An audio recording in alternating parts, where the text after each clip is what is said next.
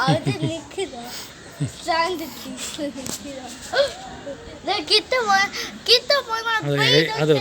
அது என் கையில் பூச்சி பாரு டிஃப்ரெண்ட்டாக இருக்குது என் கையில் பூச்சி பாரு டிஃப்ரெண்ட்டாக இருக்குது இதோ என் கையில் பாரு இதோ இங்கே ஓட்டு நிற்குது பாரு இதோ தெரியுதா தெரியுதா அது எனக்கு கூப்பிட்டு காமி பூச்சி பாரு அப்பா எங்க அப்பா எங்க